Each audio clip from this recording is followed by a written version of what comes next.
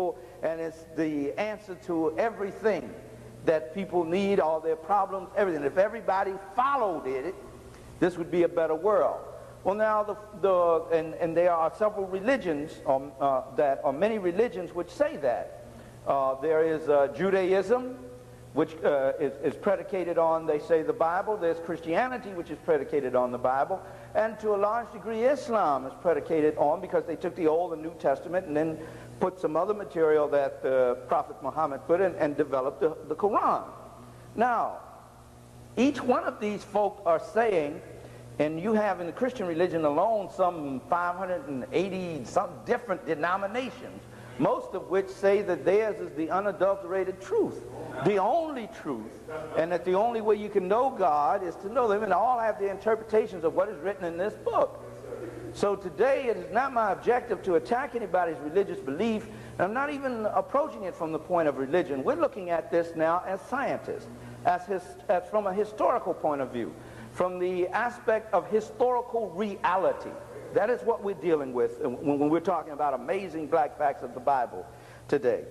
Now, there are several things here that I want to go, and one of the reasons why I raised that is when we were doing one of these classes, a sister said to me, and I thought it was a very good question, she said, what's the big deal about the Bible? I thought that was a very good question, because the way it's been projected to us is that's the only possible way that you can get any spiritual knowledge, any knowledge about God, until some people think it's the only book worth reading. You don't need to read anything else.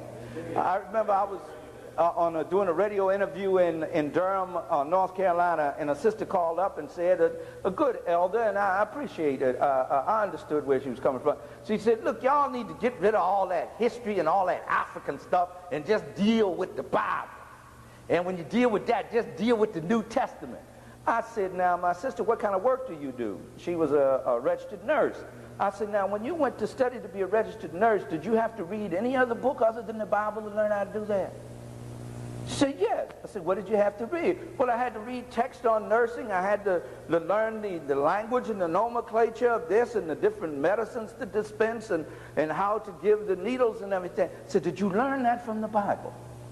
When a man comes to fix your television in your house, does he go to the Bible to get instruction to fix that TV? Where does he go to get instruction? So obviously you need to read something else besides the Bible just to make a living. Just the basic things of making a living. To fix your faucet, you need some knowledge that is not found in the Bible. Because if everything you need to know was found in the Bible, then you'd be able to fix everything, you'd be able to do everything you need to do. So that's not a sound argument. Also, we have to come to understand that the Bible is just one of, and we'll be studying that as we go on in this session, is just one of the many books that people consider to be sacred.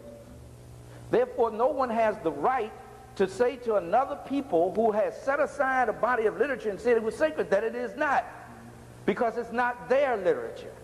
We don't have that's sheer arrogance. All right, I want you to understand that there are more ways of coming to an understanding of spiritual principles than the Bible itself. I have to establish that at the risk of Christians and other folk wanting to attack me on that. We're going to seek to, let's say, imagine we're in a court of law here. As we seek to cover 42 at least of the 60 documents, let me make sure everybody has a copy here of the documents. You pass that back to them, please. Everybody has a copy. And, oh, you have a copy? Very good. As we seek to cover at least 42 of those 60, these are some of the things we want to make clear. This is the case I'm trying to present. We will attempt to prove and answer the question, who wrote the Bible, first of all? Who wrote it? Some people believe it came down from God out of heaven, and that therefore it is infallible. Everything it is absolutely correct, and you cannot find any wrong in it, and there's no mistakes. It came from God. Other people will tell you, no, it was written by a man. Who did write it? What is the Bible, first of all? That doesn't seem to be very clear to people. Where was it originally written? Some folks seem to think it was written in Hollywood, but it's not. when was it originally written? Some folks seem to think it was done just the other day or every Sunday in the pulpit. What, according to historical documentation, or according to historical documentation, it is absolutely impossible that the white man created the Bible. Now that I'm sure we will prove beyond a doubt. But if I don't prove it, you don't have to agree with me. Why the Caucasian version of the Bible is so different from the original version of the Bible? There's a reason for that. And we've already discussed that the Bible is an ancient African history book. It is the history of a particular nation of people who were black people. The Israelites were black people originally before they were taken into captivity and mixed up like so many of us are mixed up. They were originally a jet black people who had come from the continent of Africa and settled in Palestine. We will be tracing that historically and documenting it. And then we will discuss the Bible as a textbook for understanding our history. And you see, for many of us, we would never have heard about Egypt or Ethiopia, proper names being Kemet and Cush. We'd never know anything about it if it hadn't been for what? The Bible. That was the first introduction that we had to it. Motion pictures that you saw Carlton Heston and everybody in opened the door to us. So therefore, the book can be, because there are some folk who go to another extreme. There are some folks that think the Bible is the answer to everything, and that's all you need. And there's other people that go to another extreme that say, well, we don't need it at all. Let's just throw it in the trash. Now, obviously, that's not the thing to do. Because Nat Turner found a way to use it, Harriet Tubman found a way to use it, and we have Dr. King found a way to use it, Brother Malcolm found a way to use it, Elijah Muhammad. We have found ways of using it, and we should use it because it's originally our book, and you don't take something that somebody has taken from you and messed up and throw it away. If somebody take your house away from you and rearrange it, when you get your house back, if it's a sturdy house, what you going to do? You going to throw the house away or burn it down, or what are you going to do? You're going to put it back like it should be because it was what? It was yours in the first place. So that's how it is when we're dealing with the Bible. Now, let's go into lesson 1, the African origin of the Bible. And we're going to be taking breaks along the way, and we're going to have time for question and answers. Are you ready? Let me make sure I'm ready. I don't need this microphone, do I? No, okay. I'm sure everyone in here can hear me. The first document, document 1. The question is asked, who wrote the Bible? That's the question we want to deal with, first of all. Okay, let me get one other thing here to make sure I'm completely ready, so once we get started, I don't have to stop. All right. The first document is taken from 100 Amazing Black Facts About the Negro. That was the term used back in the 1920s. Page 9, number 49, by the prolific scholar, historian, and writer, Joel A. Rogers. And this is what the document says. The Bible really originated in ancient where? Egypt. We're going to break it down. We're going to read it first and then we'll break it down. Where the population, according to Herodotus and Aristotle, was. Here, the Jews received almost all of their early culture. Professor Breasted, leading Egyptologist, says the right social and moral development of mankind in the Nile Valley, which is 3,000 years what? Than that of the Hebrews, contributed essentially to the formation of Hebrew literature. Our moral heritage, therefore, derives from a wider human path, enormously older than the Hebrew, and has come to us rather through the Hebrews than from them. Now, those are some key words in there we want to deal with. Some key words we want to deal with. First of all, we're told that where the Bible originated was in Egypt. The proper term for, first of all, I want to find out something for you. Where is Egypt? Okay, you sure about that? You sure it's not in the Middle East or Hollywood or someplace? Asia, in Asia somewhere. No, you can see very clearly, there it is. That's the African continent. It looks like it to me. Of course, you know the proper name for it is Akebu land, the oldest name. The African continent, that's where it is. It's not in the Middle East. Huh? Akebu land. That is the oldest name known so far that we have been able, and we owe that to Dr. Ben, who, by the way, we're dedicating this session to today, and of course to the Honorable Marcus Mosiah Garvey, born August the 17th, one of the greatest teachers, one of the greatest leaders and motivators of men the world has ever known. Our Akebu land is the proper name for what is misnomed Africa. Africa is a Latin term that was given by the Romans there, and we use it merely out of convenience on occasion. But Akebu land, land of the blacks, is what it means, is the proper term. Now, therefore, let's deal with the right term for Egypt as well. Dr. Ben tells us, Dr. Ben tells us in, see, I won't be able to read all these to you, but I can tell you where to find them. In Black Man of the Nile and His Family, page 3, Dr. Yusuf Benjo-Channon, and Dr. Williams, page 68 of The Destruction of Black Civilization. They go into detail on this. The proper word for Egypt is Kemet. Kemet. Now, you can spell it several ways. I usually use the short form, Kemet. Dr. Williams goes into detail to show that it comes from Kemi, but we didn't use C's, we used K's. But when the Greeks began to translate our language, they didn't have the K sound, so they had to use what came easy to them, which was the C and the CH.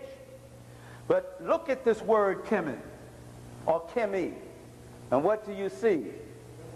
What do you see? The root for chemistry.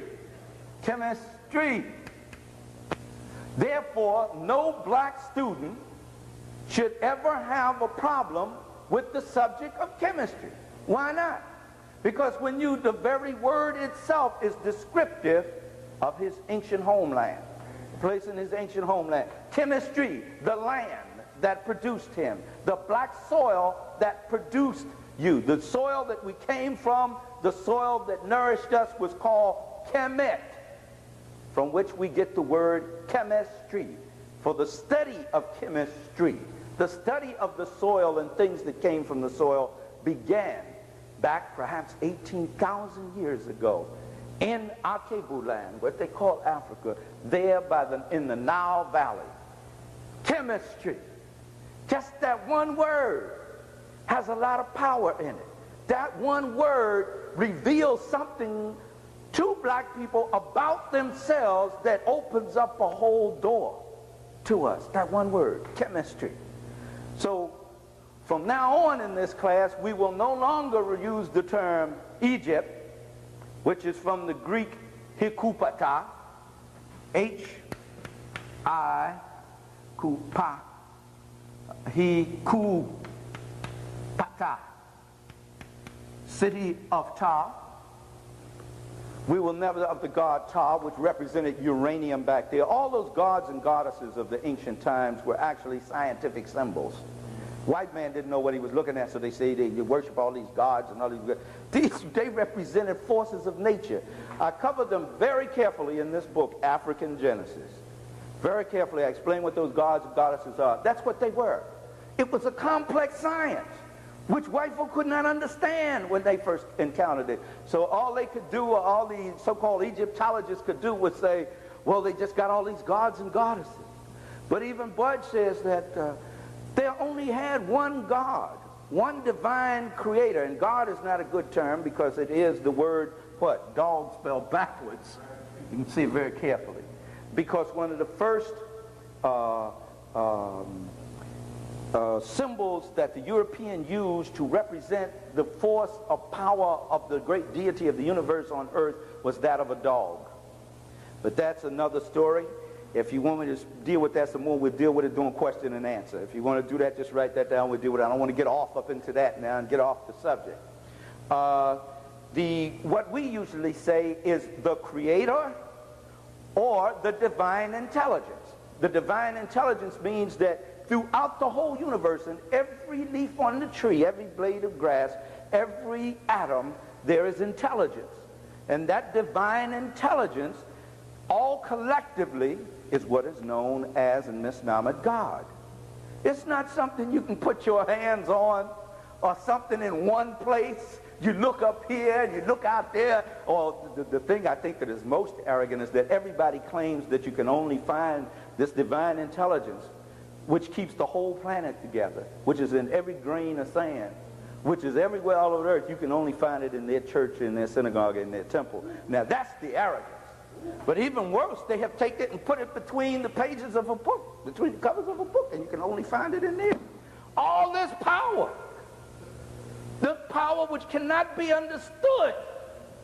For 1,000 lifetimes, people have it now crushed in between the covers of a book, and you have to come either on Sunday morning or Saturday or Friday or whatever their day of worship, and that's where you have to meet that power, because that's the only place you can meet it.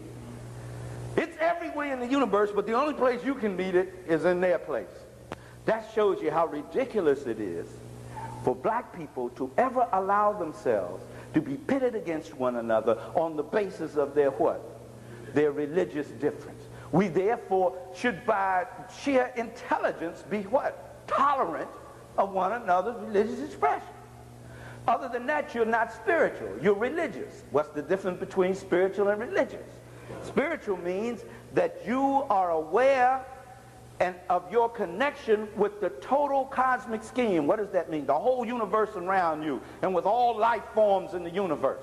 You are aware that there's a divine intelligence which governs that, and you seek to come more into understanding and in oneness with that intelligence.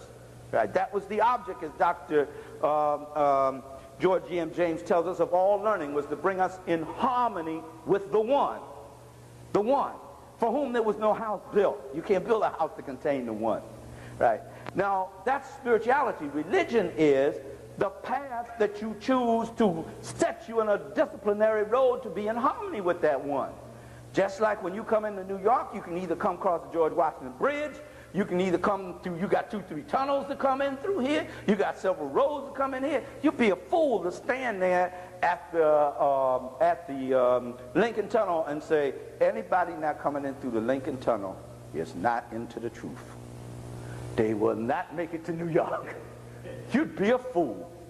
And whenever we do that with our religious ideologies, with our religious institutions, we are not worshiping the Creator. We are getting off on our egos. We are intellectually masturbating is what we're doing. We're getting our egos off because we got a carte blanche on God. We got a hold on God, and nobody else got this hold but me and the church I go to, or the sect of Islam I'm into. Now, there's some folk will get angry with me about that. However, in order for us to be liberated and get on the high level, and we can whip this white man. We can whip it. There's no doubt about it in my mind. Not him holding us up in that regard. I mean, he's doing everything he can, but even with all he does, he couldn't do it. He couldn't hold us up if it wasn't for one thing, or one of the things, because there are many complex things there, and that is us constantly struggling with each other over these little petty differences. And in our high culture civilizations, the Moors went into Spain and conquered it. Even though they were Muslims, they were tolerant of Christians, Jews, and everybody else, because they knew all of these were just various expressions of God. Now, in Mecca, where they didn't know nothing in the first place, and they finally got them a religion that they could hold on to, their thing was, accept Islam or die. There's only one way. There's only one God, Allah, and if you don't accept that, there ain't nothing. But the African, once he got hold of Islam, he did what he does with every other religion. What's that? You see how I can apply it to the situation. That's it. Okay, I didn't mean to get all off up into that. Let me come back now. Hikupata, house of the god Ptah, and that's a Greek term. That's what the Greeks called it. Actually, it's Kemetan language, but the Greeks called it that, and they couldn't say Hikupata, so they said Egypt. So they were very tongue-tied. They couldn't speak well. When they supposed to call Ethiopia Kush, they couldn't say Kush, so they said Ethiopia. That's that they did the best they could. The Greeks will tell you that themselves. They didn't even know how to speak before they met the African. But I'm running ahead of myself. Y'all all right? You with me? Okay, let me get back to we're still on that first document, aren't we? We have established where he says where the Bible originated in ancient Kemet. On the continent of Akebuland, the land of the blacks is where it began. And that he goes on to say another thing in there, that it's 3,000 years older. 3,000 years older than the Hebrews. We will be discussing the Hebrews as we go on further, because the father of the Hebrews doesn't come on the scene until 1675 before the Common Era. And we don't say before Christ, because when you say before Christ, you're assuming that everybody in the world has accepted Christ as, or Jesus as they call him, as the pivotal point of history. And other people do not reckon time that way. Many other people, Buddhists do not, Muslims do not, Hebrews do not. A lot of people don't do that, so you cannot arrogantly assume that everybody does that. So what Dr. Ben did, and we owe him so much, what he did was say before the Common Era, because so many people do use that as a dating factor, simply because what?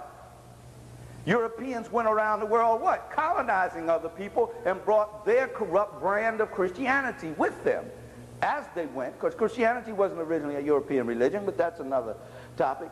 And BCE, before the Common Era, and instead of AD, which they say in the Christian world, Anno Domino, in the year of our Lord, it's CE of the Common Era.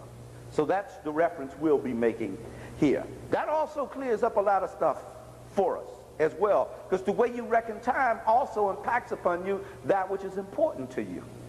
We reckon time by those events that what? Mean something to us, that we hold of great value.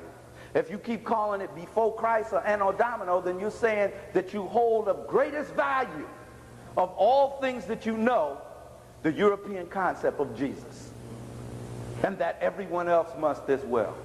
So that's why that was one of the liberating factors there of changing our reference to time. Dr. Williams tells us also the most important is language and names, because one of the ways that they take you away from yourself is to change your name and the names about everything else that is familiar and important to you, and put their names and what is important and familiar to them. Therefore, you have the image of white supremacy implanted on everything, and we therefore duplicate that image, which is self-destructive to us mentally and spiritually, and retards our growth as a people. That's why I take the time to get into the language. Linguistics is a very important study, and to date references and things like that nature. So in 1675, before the Common Era, we have a cat named Abraham we'll be talking about a little later, who comes on the scene. This is the first Hebrew, the first one to cross the water. Now, what was going on in the world before that? What were people doing before that? What did people have as a moral standard before that? What did they have as a holy text before that? They had among the many, because they had them in India, they had them over here in what they call Middle America, which wasn't called America then, over here in the Western Hemisphere. They had them in the islands of the sea. They had them everywhere you could go. You found different texts. And one of the major texts that most all of them had come from, because these people had traveled around the world, was the text developed by the ancient Cushites, who we'll be dealing with a little more as we go on, called the Book of the Coming Forth by Day and by Night. Misnomered by the European again because of his tunnel vision. He's the original Cyclops. He has one eye when he looks at things. He cannot see things clearly in a balanced fashion. He called it the Egyptian Book of the Dead because he thought it was about death. not understanding it was about life continued on, that we didn't have any concept of any death in Africa. There's no concept of death with the original African. No such thing exists. You just go through cycles of constant development in life. So that book was served as the basis for all of the others, and we'll be coming back to that in a minute. So that book has been around Rogers is saying at least 3,000. It says 3,000 or more years. Yes, we know this, that the Kemetan, the beginnings of the Kemetan Empire and the Kemetan nation can be traced back somewhere between 18,000. Listen to this, brothers and sisters. 18,000 to 17,500 years BCE. That's almost 20,000 years ago. Now, the reason why I'm putting emphasis on that, I hope y'all don't mind my going into so much detail here. I don't know how many documents we get through, but we will get a lot of information. The reason why I'm going into that is because, first of all, we tend to think of African history, black people's history, as going only as far back as what? 1619, when they brought 20 of us over here, 21 of us over here on a slave ship. Here, but we know our history goes beyond that. We say, okay, maybe in West Africa you can go back 500, 600, 700 years ago or something like that. We had empires. But to think in terms of 18,000 years? And this was just one nation coming out of an older nation that had been around we don't know how long. But let's just focus on this. Why do I put it at 18,000 years when most historians and Egyptologists, with the exception of a few of us, and those are usually African-centered ones, put it at around 3,500 BCE or 3,100. Now, 3,100 BCE is a favorite with Europeans because they do not like to think of any nation being so far antecedent to Greece. And how far, even when you put it at 3,100, how far in advance of ancient Greece is that, which is the foundation of Western society? And they say the foundation of all learning and science, which we'll deal with in a minute. How far ahead is that? The Greeks didn't even come on the scene with any degree of as a nation until 331. 331 BCE. Look at the difference between 3,100 and 331. This is a black nation in the Nile Valley, which we're going to deal with that a little more in a minute, that precedes the first white man. Dr. John G. Jackson tells us these were the first civilized white folk on earth, the Greeks. The first. 331. Now look at the space of time. Some of them, like Breasted and others, will say 3,500, but they won't go that far. Why do I say 18,000? Look at the difference in time between 3,500 and 18,000. Because the founding of ancient Kemet, through which, where the Bible, what? Originated. Yeah, y'all got to stay with me now, because I'm not going to do all the talk. We together. Where it originated in ancient Kemet, Misnam, Egypt, is where it originated, right? We're now talking about how old is this place where it originated. And Rogers has said it existed at least 3,000 years before there was any Hebrew. So the Hebrews couldn't have written it because it was around before they got here, before there was any. But he said 3,000 years. I'm taking it back some now. We said that the first Hebrew was in 1675. So it's 3,000 years before that would bring us to what? 4675. Right? 4675. They were revising the calendar then, according to Doc Ben, on page 3 in the chronology of the Bible. Revising it, not starting it. Not creating it, revising it. They were also doing, let me read that to you. They were also on page 3 of the chronology. They were not only doing that, they were also doing another translation of the book of the coming forth by day and by night. Another translation, which has come to be known as the Book of the Dead today. So this is how long you Africans are writing, developing a moral code, developing a moral system, developing what came to be known as a Bible. And we'll deal with that word Bible later. But then let me get back to this 18,000. I want you to focus on this 18,000. Because I want you to start getting some idea of how long we have been in the process of doing this. This white man can only look at a civilization that goes back to 331 when he begins to be civilized. Begins the process of civilization, and we're talking about 18,000 years. He admits 3,100 or 3,500, so he admits we have preceded him by 3,000 years. Breasted, a white Egyptologist said, admits that we were civilized, had a moral code, had a Bible, had a system of beliefs 3,000 years before him. He has to admit that because it's inevitable. You cannot get around that. That's what the historical documents say. It's written in stone. You can't get around that. However, I'm at 18,000. Shaka, why are you there? Because according to the tradition, and I'm hooking up tradition, that's mythology, with history. Because mythology, as Rogers tells us, is a kind of shadowy history. Mythology is a way of telling history. But like they didn't have televisions and movies and things back then, so they used mythology to spice the story up. They used imagery. Because imagery enables people to do what? To do what? To see, to comprehend, and also to what? Understand and to retain.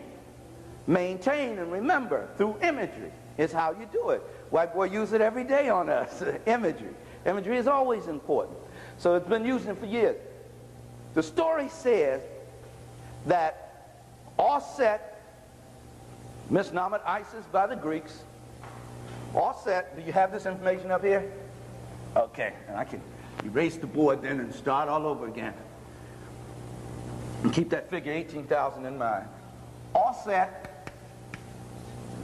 Greeks called Isis. Osar, the Greeks called him what? So, okay, y'all gotta move fast. Osiris, proper name, how you do it, is Osset and Osar.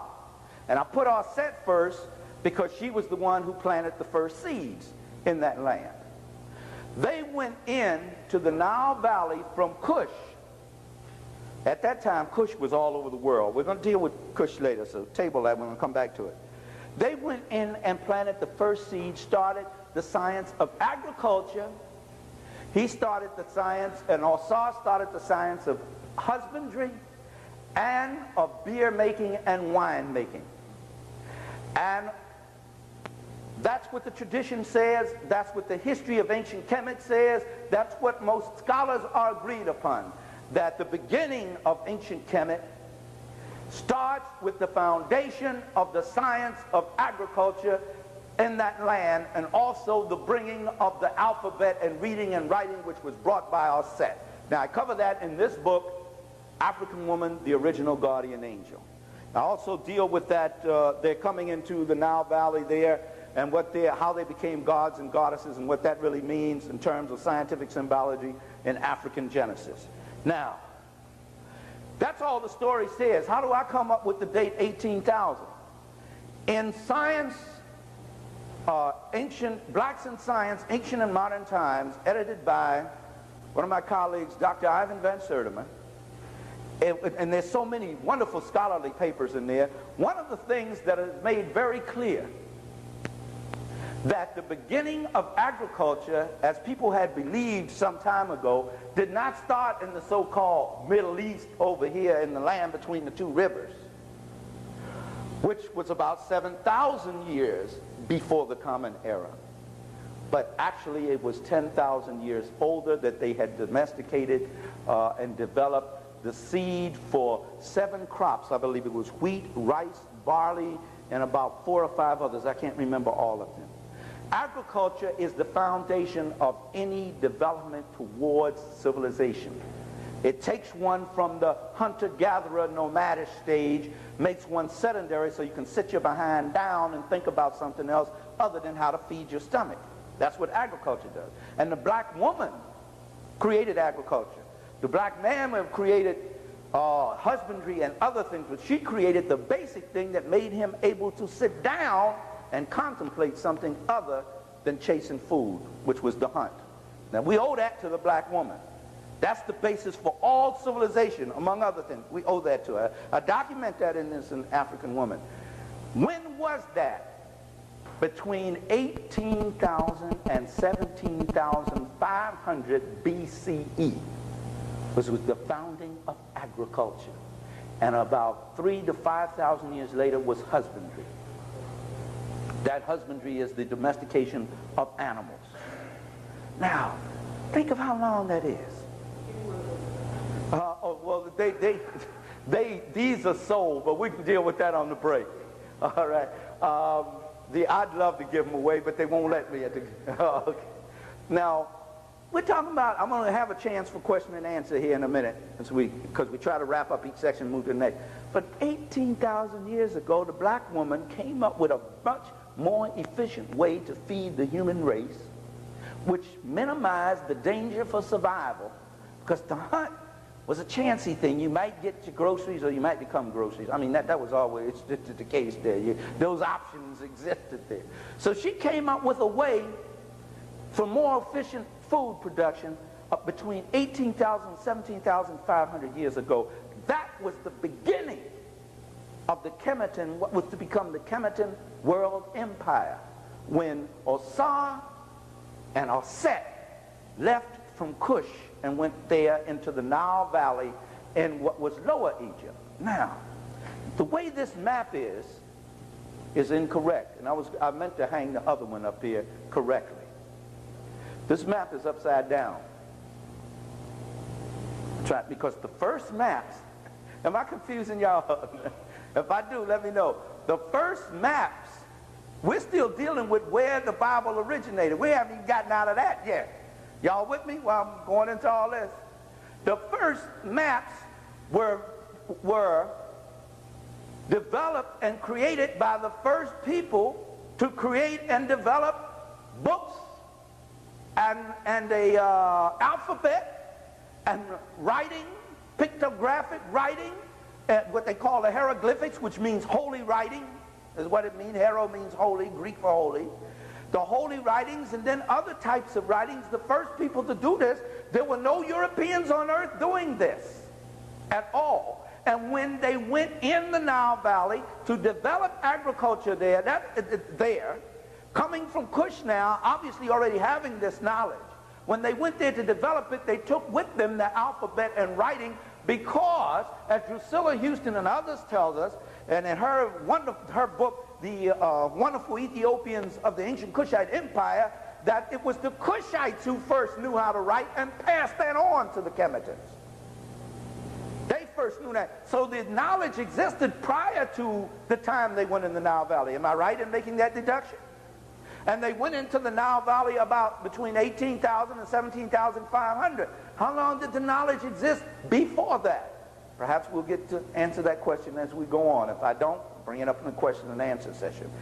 Therefore, they took this knowledge with them already when they founded agriculture there in the Nile Valley. They didn't stop in the Nile Valley. They traveled on over. I better use this larger map. It was just a hop, skip, and a jump to Palestine, there through Arabia, on up into Persia, and all over into India.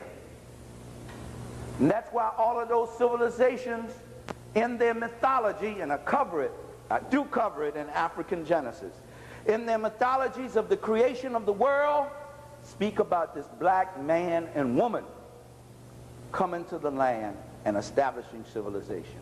Because these same people, whether it was Osset and Osar or their descendants, because I doubt if they lived that long, their descendants, but they were still carrying their name because they were carrying their what? Tradition. And what? And culture. Tradition and culture. They were carrying their Osar, Osset tradition and culture with them wherever they went. So that's in India, anywhere you go in those lands. The Mayas over here also spoke of them, but as I say, I document it carefully. I can't read all those documents today because I'm trying to cover a lot of territory. So not only did the Bible originate in Kemet, which is where? Okay, y'all be with me now. Okay. Not only did it originate there, and not only, as Roger said, it was 3,000 years older than the Hebrews, who didn't come in the land until about what? You're writing it down, 1675 BCE. But it is much older than 3,000 years older, because the foundation of civilization in the Nile Valley, and the word for Nile should be Hapi, that's what they called it, the Happy River. It was a happy river indeed, because it was the provided the bread basket of the world then. The Happy River. It was named after one of their deities, which represented a scientific principle, but that's another story. Now, when they came into the Nile Valley there, 18,000 years ago, the knowledge upon which the Bible was based was already in existence. Already in existence. All right, let's deal with that document some more. You still there? Now, we find that we're still on document 1 now. So the Bible really originated in ancient Egypt, which should be Kemet, or Africa, let's put it that way, where the population, according to Herodotus and Aristotle. Now, for those who may not know, we need to find out who is this person, these persons he's quoting, Herodotus and Aristotle. Herodotus is reputed to have been the father of history, but he was recording history between 484 and 425 BCE. 484 and 425 BCE. And that's a circa date. Circa meaning around about. Now, if he was recording, this is a Greek, if he is recording history there, what about this history that's been going on for at least 18,000 years before he gets on the scene? Or at least 17,000 years before he arrives on the scene? Who was recording history prior to that? So he therefore could not be the what? Father of history. He's the father of what history? European history. For the European, because they trace all of their development back to the Greeks. Everything in their society today is Greek. The fraternities and the sororities are, because that's where they trace it, because the Greeks, according to Dr. John G. Jackson, were the first civilized white folks. Let's make it clear. Not the first civilization. But you got it, you got part of it right. The first civilized white folks. Right, he compiled what was already in existence. Right, thank you. Because he wasn't creating anything. He went, and he says that in his book, The Histories. He said the Egyptians told me this, and the Ethiopians told me this, and in India they told me this, and the Chaldeans told me this. That's how he wrote it. So he was taking down other people's stuff and compiling it. That's what he was doing, and editing. So, he got the credit for it, because who was given the credit? If we were passing out the Academy Awards, who would be getting them? You know, what would be the best picture of the year? Daughters of the Dust. I mean, it's unquestionable. There's no question as what the best picture of the year, or any year for a long time, has been Daughters of the Dust. If we were passing out to so he gets the credit, because who's giving the credit? Right now, in this room and in our culture, and as we liberate our minds and selves, we give the credit where credit is due. So history was, of course, was not recorded by him. But I wanted to bring that out because he is used as an authority by not only Rogers, but Dr. Van Serneman, but all of us, all of the African-centered scholars, because he was a first-hand witness. He was there on the scene to see it for himself. And we'll be discussing him some more. Now, who is this Aristotle cat? And it's important that we deal with this Aristotle dude. Who is he? Intellectual type of person. A Greek scholar, a Greek intellectual. That's right. And he was on the scene between 384 and 322. 384 and 322. I want you to be taking these notes down. And there's a place back here in the back. There was, I left the space, I hope they did in the repair. Yeah, there's a couple of sheets for the notes and glossary and all that for you to have that information back there. Now, he traveled with Alexander Mesnama the Great. Yeah, Alexandria is what it should have been called. But anyway, that's another story. And he had, having been given the clue by Herodotus, who visited the land where all the knowledge was, Greek scholars now began to do what? Go to Africa to get their learning. Because that was the only place to get an education, a complete education. And the Greeks didn't have an institution that could give them an education in Greece. Dr. George G.M. James makes that very clear in The Stolen Legacy. They did not have it. It did not exist at that time. It was only after they came in contact with the African. They conquered the African, as Dr. Asa Hilliard III tells us. They eventually conquered the African militarily, but the African in turn conquered them culturally, because they did not have the culture. So their culture came from Africa. So even though they might have conquered the body, they couldn't conquer the soul. We had the soul. They had to get the soul from us. And that's something you must always remember. So when they keep telling our children to be Greek this and the Greek that and the Greeks didn't create any of this knowledge. It came from the African. Okay. Elvis Presley, the way he is honored now, and he's talking to black folks. Of course. White folks have the same movements as black people to make supposedly good in this country. So now people hold him as the big God. As the king. And he was imitating us. And now you got black folks imitating him who was imitating them. that's why it's however, as Brother Malcolm taught us, of all our studies, what? History is best qualified to reward all research. That's why it's important to understand your history there. Now, this Aristotle, the reason why I wanted to focus on him a minute is because when he went into Africa with Alexander now, Misnamet the Great, who defeated, finally, after many years, they defeated the Kemetans, who had become weak in it was about 331, I believe, somewhere in there when they went into Kemet and defeated it. Now, Kemet had existed for 18,000 years prior, or 17,000 some odd years prior to that. No empire lasts forever. All of them come down at some time. But there is no empire on earth that can compare with that. Rome cannot. Rome didn't make it quite 1,000 years. Certainly the Greek states didn't last that long. There is no empire that can compare with the longevity of this African empire. None. And as we talk about later, Kush, which was probably far older than that, we will deal with. Now, when they went in, Alexander was one of those conquerors of the many people who came in and invaded and conquered our land. Alexander was one of those conquerors. We're dealing with document 1 here.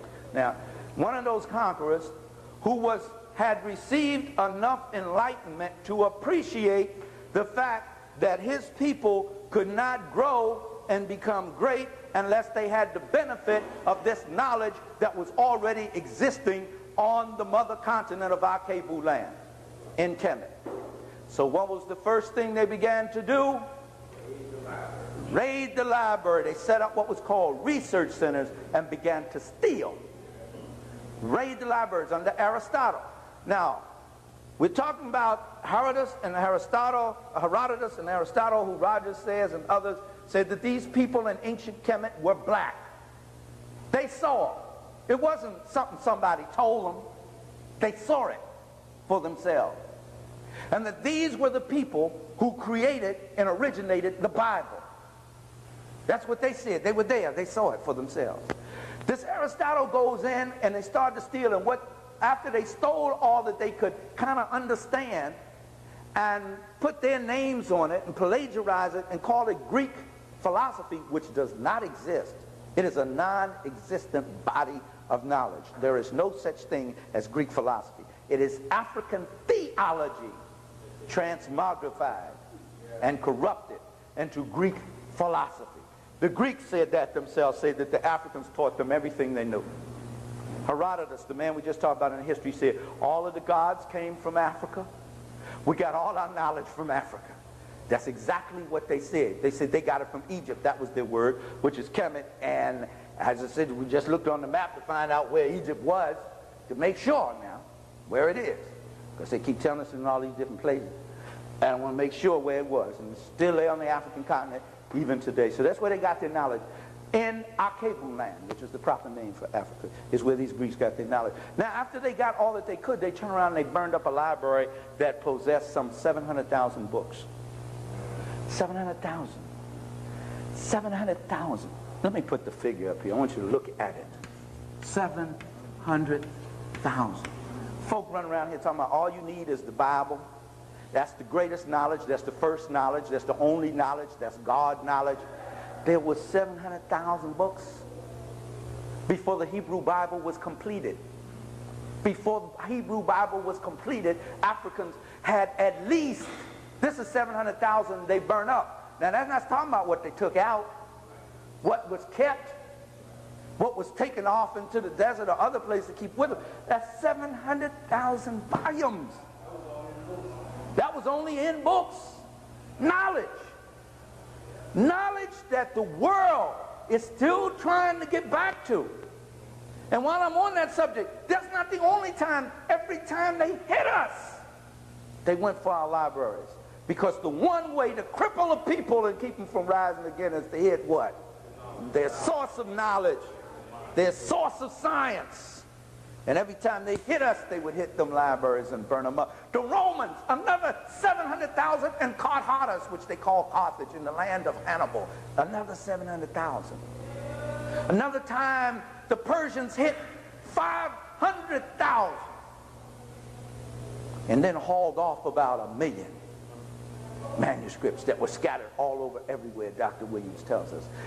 When the Semitic Arabs hit the original Cushite Arabs in Arabia, the Cushites who had been there before the Semitics got there, when the jet black, broad-nosed, thick-lipped, kinky-haired, big-butt Cushite Arabians who had been there for thousands of years before the Semitics got there, they burnt up so many books. Drusilla Houston tells us that it took 6 months for the fire to burn out. I know you've heard me say this before, but I'm going to keep saying it because I can't imagine any worse Holocaust than that. It's one thing to kill my body, which is bad, but when you take all of my knowledge, so now you not only killed me, you killed what? All my generations to come. And there's not a one of us in here who wouldn't be willing to give their life for their children, their grandchildren, for future generations. It's just in our nature to do that. When it comes to a decision between your child's life or your grandchildren, your life, it's no question who goes. So when they took that, they took the life of your posterity. So what's a worse Holocaust than that? I can't think of anything. That is the Holocaust. Now they talking about, the Jews talking about patenting the word. If anybody could patent the word, there's only one race on earth that could do it. Could be us. Over to close to 200 million lost in the Middle Passage alone.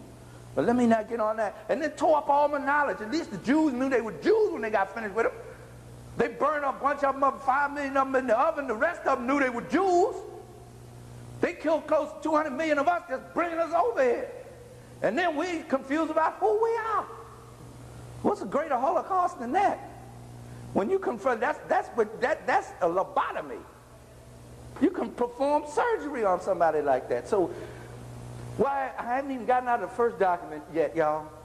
But this man, Aristotle, this despicable creature, with Alexander, was responsible for the beginning of the destruction of black civilization in terms of the destruction of our literature and science, which was the basis upon which the Bible and all other holy books and all other things is predicated. So, let's go back to the document and get back in focus. Y'all all right? Let me read it again to make sure we got it in focus now. The Bible really originated in Kemet, thank you, which is where? Okay, where the population, according to Herodotus and Aristotle, who we were just discussing, was black. It's no question. Wasn't colored, wasn't Asian, wasn't what? Big lip. Big lip, big butt, thick, the broad nose, kinky hair, black. The people who were there and saw it. We're dealing with document one, trying to answer the question, who wrote the Bible? It's taking us this long trying to answer that one question. But that one question, and answering that one question, we get into a whole lot of our own history. There's not a thing you can study on this earth that if you give your time and attention to, it won't take you into great dimensions about our history. There was a white man who wrote that, and Anacalypsis. What was his name? Sir Godfrey Higgins. He said, every time I go to study the origin of anything, I always end up at what? Something black. So you can't study nothing without studying black folk. So we have gotten a lot of information out of this one document.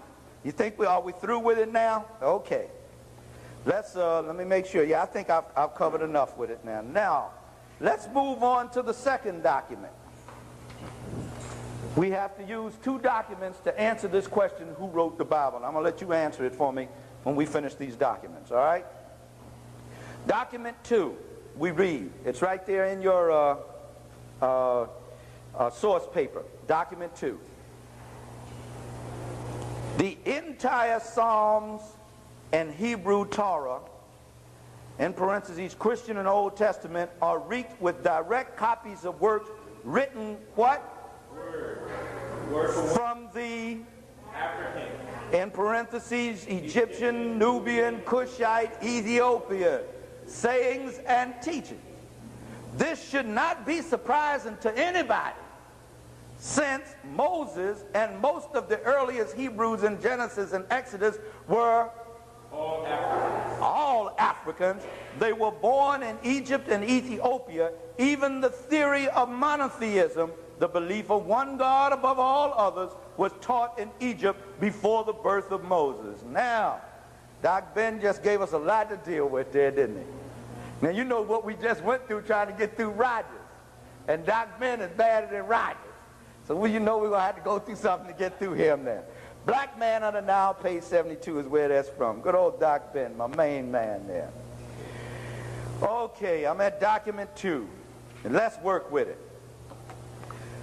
Now, much of the Old Testament as it appears in today's Bible, the very Bible that most black people have in their homes, was copied directly from ancient Cushite and Kemetic scrolls. Because we don't use the word Egypt. I just went over that in the last document. We don't use the word Ethiopia.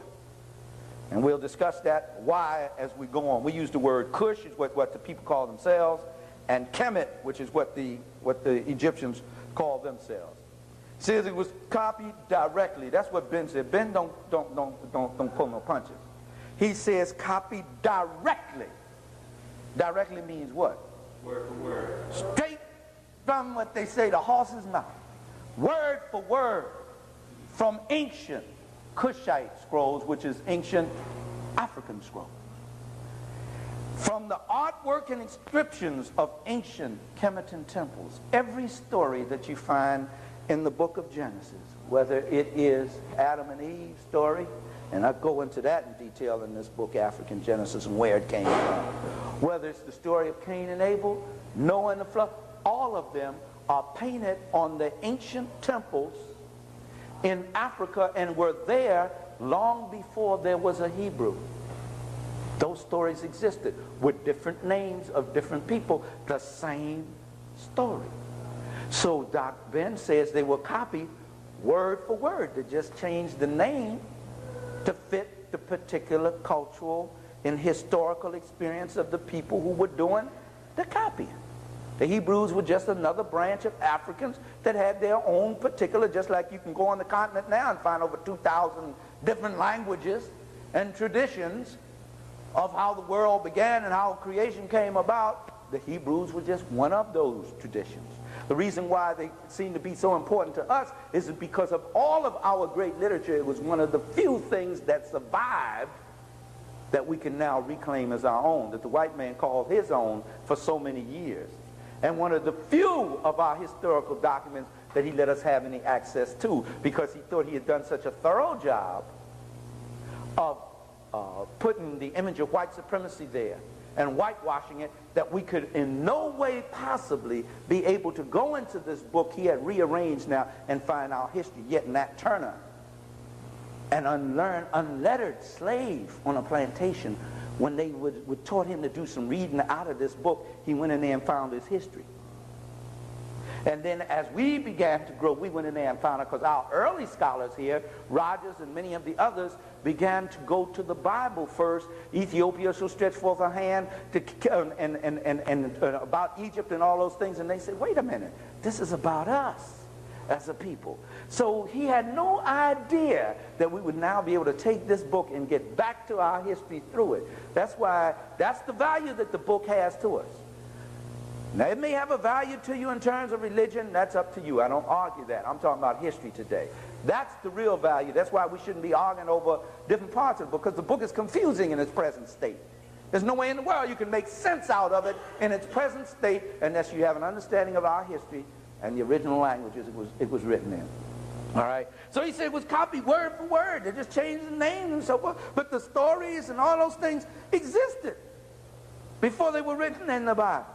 So when you hear them in Sunday school, you're hearing your history again, but you've been made to think, because on the Sunday school cards and all that, they got white people. They're certainly in the movies. They got white people, so you think you're studying white people's history when you're actually studying your own history. You know, isn't that something to do to a people? They're looking at their own history. But no, here was the thing, though. They will take the pictures and the statues and put them in the museums, as they have them all over the world, and will say, these are Mediterranean Caucasians. And here you will have a man with the nose all the way around here, lips big, blowed up, everything, and say, this is a Mediterranean Caucasian. You're looking in a mirror at a picture of yourself, and they say, but that's not you. That's really me. That's not you. But the worst part about it is we say, oh, okay, that's true. That's the part about it. So when you're looking in the Bible, you're looking at a picture, you've been looking at a picture of yourself all this time. Abraham had to go to Egypt to get permission to settle in Palestine. Ethiopia had to come and save Israel's butt from being whipped by the Assyrians 2 or 3 times. So you're looking at your own history in there.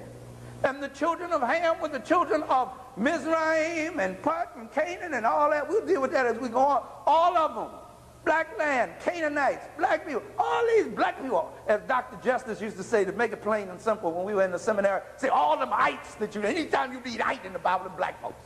All them ites in there is black folks. Plain and simple. Isn't that something? All the time you're looking at your history, but somebody has confused us so much that we think we're looking at somebody else's history. So that's one of the joys of this. You can take this one book that you find in any hotel. That's where I got this one from. Any hotel, and teach your history out of it. Now we got to get these chicken-eating, mealy-mouthed preachers away of that. And they can teach the history right out of here. Right out of here. Pork chop, that's right, pork chop eating preachers. Chicken-eating ones, all right, the pork chop eating. Now some of them say, but they figure, and they go to the seminary to study 4 years to get the BA. Because see, I went through the process, 2 years to get the master, another 2 years to become a doctor of divinity, DD. Just to learn all that about this one little old book here. One little old book they're supposed to be learning about. Of course, they learn about Shakespeare and some other stuff too, but see, just all that. And never get to know the book, so never get the history of the book. But there are some ministers that are hard, though, man. You'll be surprised. A lot of them that are on to that. But let me get back to this now. Let me get back to this document, man. I'm still trying to answer this question, who wrote the Bible? Maybe y'all will be able to tell me when I get there. Anyway. When we study the historical background of the Bible, its languages and the geography of the lands from which it originated. See, one of the key things here is geography, the study of geography. You got to, because we tend to think that because when we came in contact with this Bible, when they brought us into slavery, when they brought us into captivity, we came in contact with it through the Portuguese, the Spanish, the English, the French, or somebody. So we figure, and all them pictures they had in there, these Dutch people and all that in the Bible, and them family picture Bibles with all these big Dutch people and everything, we figure that must be where it is, up here in Europe somewhere. But the incidents are taking place over here, thousands of miles away there. So when you look at the geography, you automatically see you're dealing with the land. This little strip of land is attached to Africa. You can see very clearly it was attached to Africa. It wasn't until the split, it's still physically attached to it. It just depends upon who's in power, whether the Asian or the African, as to whether they're going to call it an Asian land or an African land. But it was attached to our Gaypu land and still is. Just like Arabia, you can see where it fit right down there, just right neat before there was a split in the earth, some 50 million years or so ago. So you can see that. So you're looking at, when you just look at the geography, it starts to get your mind straight, first of all. But then we used to say, well, you know, even them people over there ain't white, but them people over there now are not the original people. Unless you go further south. And any of y'all been on the trip know that the further south you go down the Nile, or up the Nile. That's why I told you this map is turned upside down.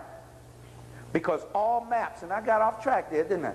All maps were created in ancient Akabul land, and the particular nation of Kemet was the first maps, and they went according to the longest river, the mother of all rivers in the world, and which runs 4,160 some odd miles. The Hapi River, which they call the Nile River. And it runs south-north, not north-south. So therefore they said the gods came from and the founders of their land came from the south. And whenever they needed rejuvenation, and whenever they needed a revolution to take the land back from the Asians that was here in the Delta, because they never did penetrate in ancient times or past that first cataract, they always had to go south to get the armies to come out of there to drive them out and give the land back to the blacks. That's covered in the destruction of black civilization so thoroughly well. I don't think anyone has ever covered it as well as Dr. Williams did in this book, The Destruction of Black Civilization. Now, if that's the case, then the maps were, then what was on top then was that which related to the south, and what was on the bottom was the north. But when white folks got in power and started making the maps, where'd they come from? They came from the where? From the north. So who they gonna put on top? The north. So the map, actually, I got it turned upside down. Right side up is the way it's supposed to be, according to the running of the Nile. Even the map. And when it took Van Sertima walked in the, they tell me, the Van Sertima walked in the Kemerton Institute in Chicago, looked at the map the way they have the map right, stood there and looked at it, and he turned to Dr. Jacob Carruthers and Dr. Yusuf Ben Levi, and he said, what is this? They say, it's the proper way the map should be. Van Sertima looked at him and said, I'm already working on something. I can't deal with this right now. I walked right back out. It was because we saw, the thing about it, you know, he came back and dealt with it, but the way he would take you out. Just something as simple as the map of the world. Putting it right. Put your history right. But I have to put it this way because I'm going to have trouble reading it. You're going to have trouble reading it. We have to make sure that our children, actually I had planned to, but I didn't see the space in here because I brought another map so I could put the right map up. Maybe I'll do that during break, put it up the right way. So when you put this map up to teach from so that the children can get familiar, you got to have another one with it up the right way. Y'all all right? Yeah, all right. Okay, that's dealing with just the geography of it now, all right? He says here that and we'll be dealing with that a little later on, that all of the Psalms were written from the sayings, teachings, the Psalms, all of the stuff you find in Genesis and Exodus, all of that. He said it came from Africans, and they were born in Kemet, in Africa. That's where they all came from. Now, he says the Christian Old Testament. We'll deal with the word Torah later on. There's several terminologies. I never like to raise a terminology without dealing with it. And there's several terminologies I want to deal with here. One is the word testament. Now that word testament, as we see it, and we start hearing angels sing, and they be fighting over, they can't even get right. This is supposed to be the unadulterated word of God with no mistakes in it, and the most holiest of all things ever written. And if you follow this, you can answer all your problems, yet they be fighting over which is the best in there, the Old or New Testament. Do they or do they not? Okay.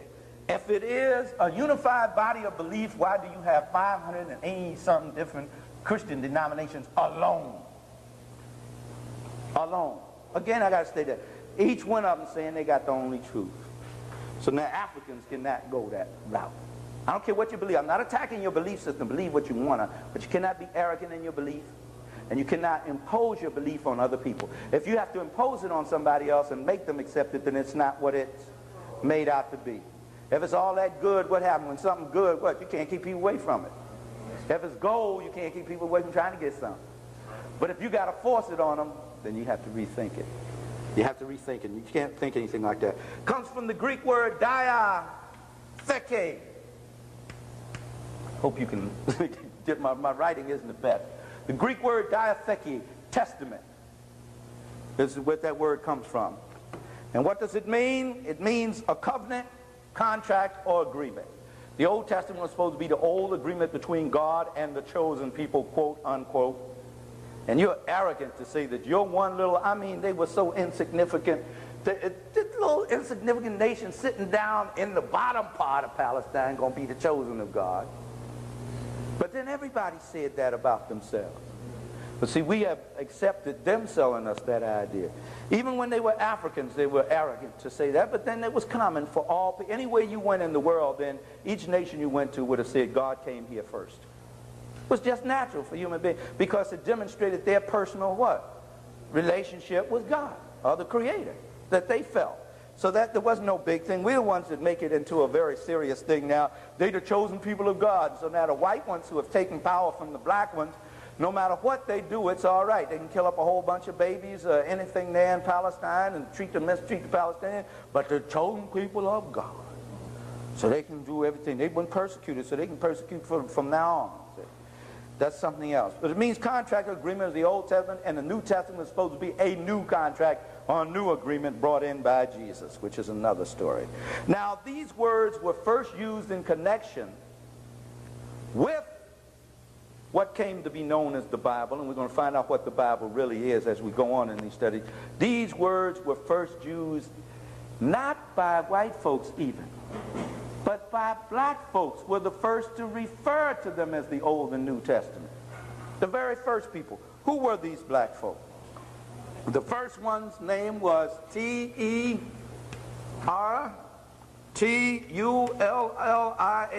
We're going to take a break in a little bit. Y'all all right? Yeah. But no, I get to teaching. I'm like the rabbit in the briar patch, man. We with you. You know, when you can't hang, let me know. Tertullian, both of Cartatus, which once again, not being able to pronounce our language, they called it Cartatus, the new city, the new founding in northern Al-Qabu land. They called it Carthage, because they couldn't say Cartatus. So you have to realize the Greeks could not speak well. They could not speak. I'm going to quote a white man for you after a while to really validate it. Now, I know y'all don't need that, but some people might need that validation, see, who says they couldn't speak. Cartatus, Tertullian, let me give you the date for him, 155 to 230 of the Common Era, because we don't say AD, we say Common Era, because not everybody's a Christian, not everybody predicates the date off of the birth of Jesus, which is off by 4 to 10 years anyway, but that's another story. 185 to 254 CE. These were both Common Era. Oh, O-R-I-G-E-N. Okay. Origin. These were both bishops in the church, the first church, ecclesia, place of meeting. The first church was a African church. Wasn't the Roman, wasn't Greek, or the Church of England, or anything. It was African. Christianity was spread in Africa first. It was only natural. It was a place in Jerusalem where the followers of Jesus started. Was there in Africa. So it went to Africa. When they were persecuted, they went into Africa. They couldn't get to nowhere else. They couldn't get to Rome anywhere. They went into Africa. That was the first Christian church. And it was a different type of Christianity than we know about today, but then that's another subject. It was these men, it was Tertullian and Origen, who first began to use the word testament, diatheke, from the Greek. And they used the Latin term because they were the ones who made Latin the language of the early Christian church. When the Europeans took it over and became the Roman church, when the Romans took it by force of arms, how did I say? By force of arms, by force of military power. When they took it by force of military power, the Latin language had been established as the language of the church at that time, and therefore in Europe, which had no scholarship prior to that, it became the language of scholars. Latin. What was the Latin language? The Latin language was a derivative from the Punic language. What was the Punic language? The Punic language was the language of Cartatus. It was the language used by Hannibal. and the Africans from Carthatus. It was therefore an African language. So Latin came out of an African language, the Punic language. And I talk about that in my book, Holidays, African People in European Holidays, Genocide, Book 2. So even the language that Christianity and the first Bibles were translated in other than Greek. Greek was first and then they went to Latin. The language was developed by Africans and instituted by an African bishop, Tertullian. And the idea of it being broken down into an Old and New Testament was developed by 2 African bishops. You can't get around it.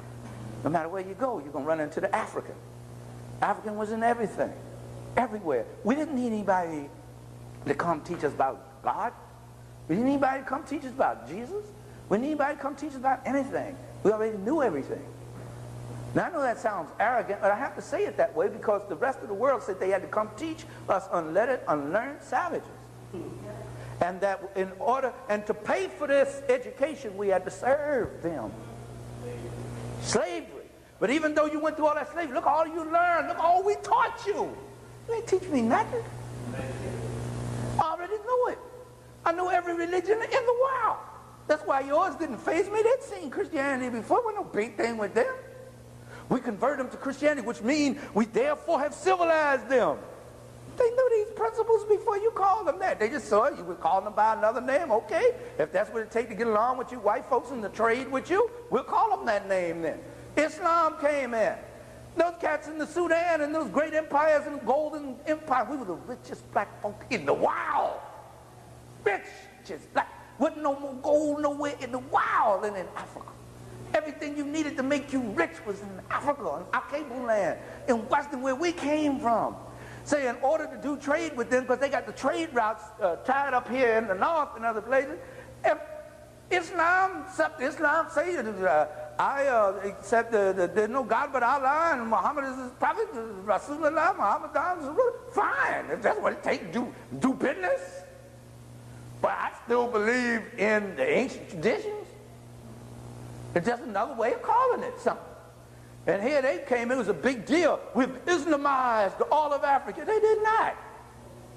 Because the African had a different concept of Islam than the Eurasians and so-called Semitics that brought it in.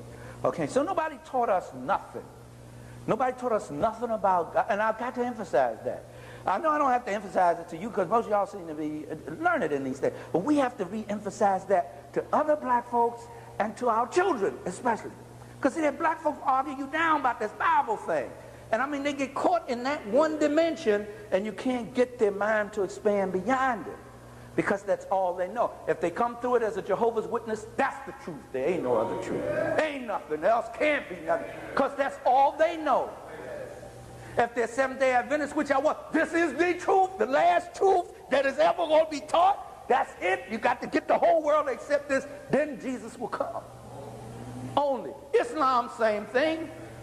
If you don't accept this, this is the only truth. That's one-dimensional. One-dimensional. There ain't no only truth. If there was one only truth, there would only be one kind of tree, one kind of food, one kind of river, one kind of thinking. If there's an only truth, everything in nature is an expression and a revelation of what? Truth. What is the word truth? From the Greek, aletheia, as we use in today's language, according to the facts. That's what the truth is. And the facts are what? Relative to a given time and situation. If there was only one set of facts, you wouldn't need a court of law. In the court of law, they claim, well, in our courts of law, the object was to get at the truth. That which according to the truth. If there was only one truth, you wouldn't need the darn court of law. It would just be obvious. So there must be many truths when you got to go in court and argue the situation back and forth like that and work it out till you get to that particular truth. Now, if I don't clear up anything else or help to clear up anything, because Dr. Beninoff has been trailblazing this for so long enough, if I don't help to clear up anything else in my lifetime, this one thing I want to clear up with black folk about this whole thing of the truth, and this whole thing of only one way to God, and this whole thing you either got to be Christian, this type of Christian, or this type of Muslim, or this type of Hebrew, or this type of this, or this type of that. You can be all of it. Because with the African, it's not either or. Why not all? It's a part of a total whole. The one. When you hear about the goddess this and the god that and all that, they were manifestations of the one. There was only one God to the African. You've got to understand that. Is that clear? I couldn't overemphasize that enough, because that keeps so much destruction going on among us. So much. And we be putting energies into stuff that we don't need to be putting energies into. Okay, I'm trying to just teach, but you know I'm a preacher and I get caught into that too. Now, let me get, where's that document now? Let me get to finish with the teaching here. The other word I want to deal with here was monotheism in this document. Let's read the document again to put us back on track. Y'all help me with it. Somebody read it for me, please. Document 2. So we forgot where we were, huh? Okay, my sister, please. Christian Old Testament are read with direct copies of words, written word for word from the African, Egyptian, Nubian, Cushite, Ethiopian, Saint, this should not be surprising to anyone, since Moses and most of the early Hebrews in Genesis and Exodus were all Africans. They were born in Egypt and Ethiopia. Even the theory of monotheism, the belief of one God above all others, was taught in Egypt before the birth of Moses. Black men of the Nile, page 72, Dr. Okay.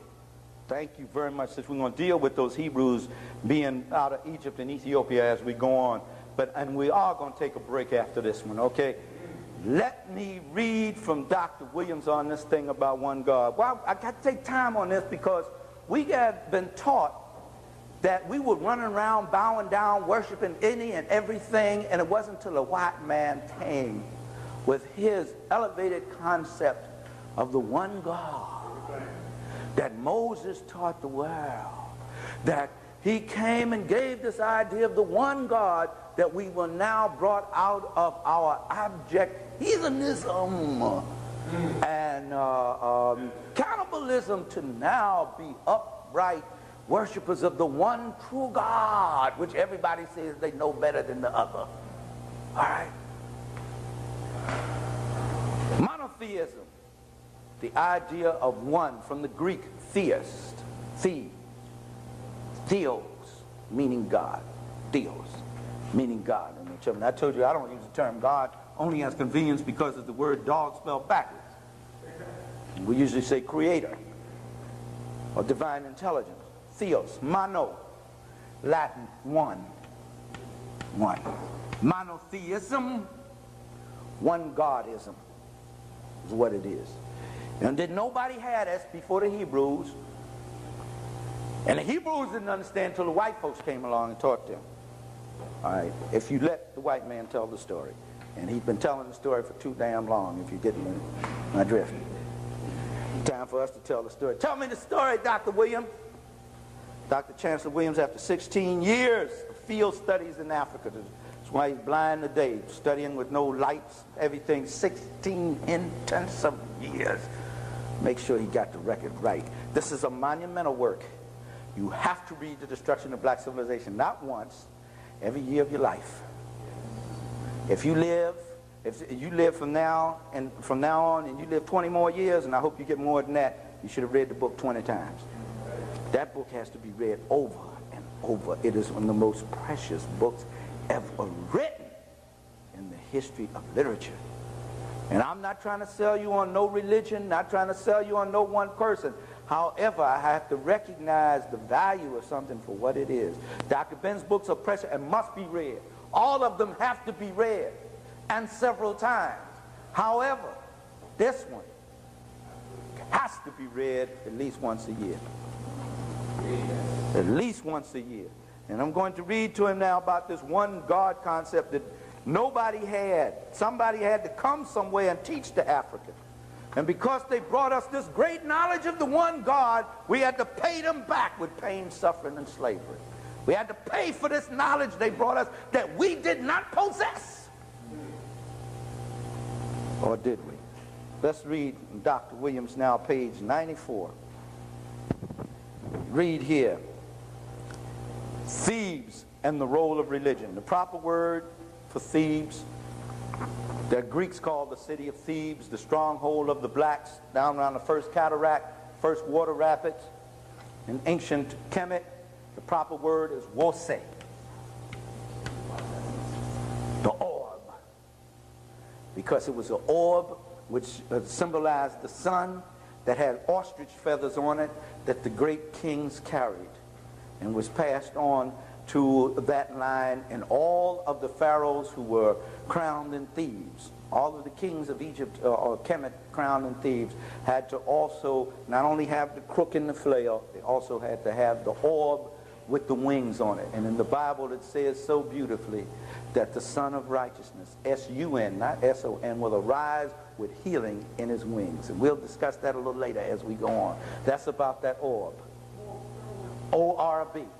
It symbolized the sun, and that we were the people of the sun. We didn't worship the sun, we reverenced the sun. Naturally, you would reverence the sun. First of all, the sun gave you your beautiful color. Secondly, the sun germinated the soil, which brought forth the food. A sunny day sure beats the hell out of a rainy day, and we experienced in the Nile Valley sunshine all the time. So the sun was of great value to us. So we saw the provision of Almighty God, the divine intelligence, providing for us through the what? The sun. So we had great reverence for the sun because we were people of the sun. Very simple. Very simple. That's what that orb represented. Okay, and with the wings on it, we'll deal with it. That science that we had was so heavy and so complex.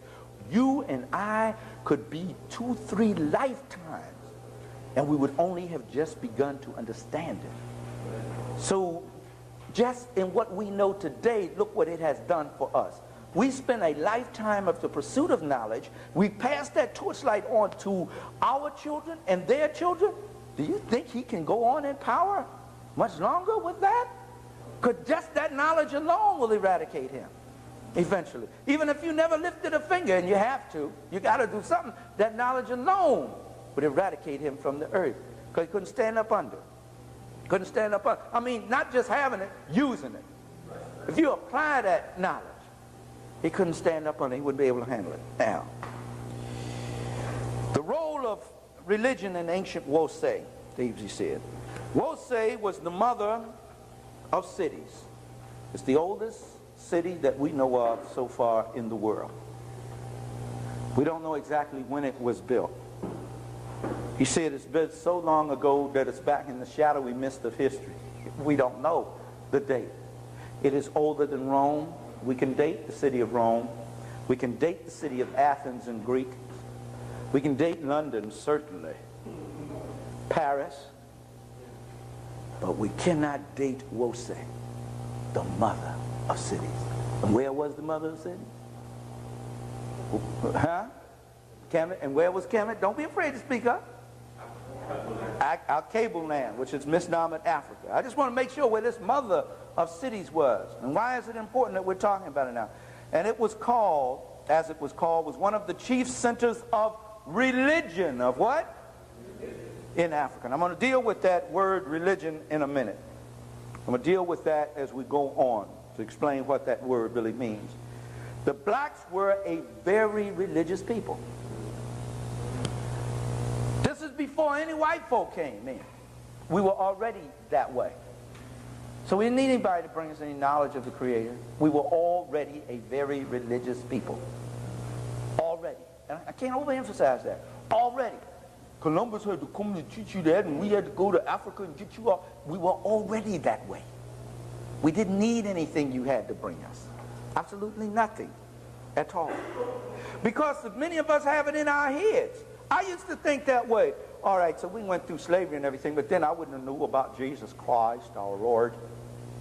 And I wouldn't have known about these things I know today and have been able to study in college had they not brought me here, you see. Didn't mean nothing, absolutely nothing that the white man had to offer. Now some scholars will not agree with me. Van Sermonheim would fall out over that something because he'd be saying, yeah, I say, as Dr. Bernard, they brought nothing. Nothing. We didn't need anything they had to offer. And if they had something we didn't have, if they'd have left us alone, we'd have found it anyway. We found everything else. We didn't need it. And not at them prices. Too high a price to pay. Even if I needed it, I didn't need it at that price. The blacks were very religious people. And quite a number of religious cities, each one under the special patronage of a god or goddess. And as I mentioned, these gods or goddesses were scientific symbols to explain the phenomena of nature. But I can't go into that now. I do cover that in detail in African Genesis there. Or any number of deities. The gods and goddesses of woe say were among the most important because the city was so, what? Important. Because religion to the Africans, dig this, was far more than ritual reflecting beliefs, but a reality, a what? Reflected in the actual way of life. Oh, I got to stop on that one. Oh, that is so beautiful. This man came, this creature came, I'm going to talk about it because I don't stop apologizing. I got to speak out if nobody else speak out. The white man is the worst creature that was ever on earth. His history says that. Now, you may have some who try to do right, and I give them credit for that and all that. However, them some are not going to make up for all the rest, as far as I'm concerned. And I don't care what people say, hatred versus, I'm talking history. I ain't saying nothing about hatred. I'm talking reality. And another thing is I'm exhausted. I'm speaking collectively. We're exhausted. Look at all the energy we need to give each other just to redeem us from what we're into. Now, if you give up all that love, what you going to have left? For somebody else. But I'm certainly not going to give it to him first before I give it to him. I ain't giving up nothing. I gave it. I paid dues I wasn't even supposed to pay. So I'm going to clear that up, all right? I'm getting old now. Like Dr. Ben said, my mouth don't know no Sunday. I'm going to talk the way I see it. Y'all may not come out and hear me no more. I just have to take that chance. But this creature came here with a false sense of Christianity, false sense of religion, in the name of the creator of the universe, destroyed in the most beautiful paradise. It was paradise when he got here. It was literally paradise when he arrived here. He destroyed it.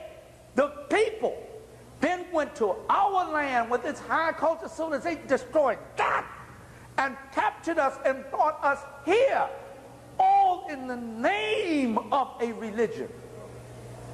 And as the scripture says, a religion that professes but denies the power thereof. It was therefore not a true religion. It was certainly not a spiritual religion, because a spiritual religion will not allow you to mistreat another human being. And I'm going to talk about Islam too. Those who profess to be Muslims and could go to Africa and other places and could enslave and sell the bodies of African people or any people, you ain't tell me you got no religion. You have nothing from the Creator.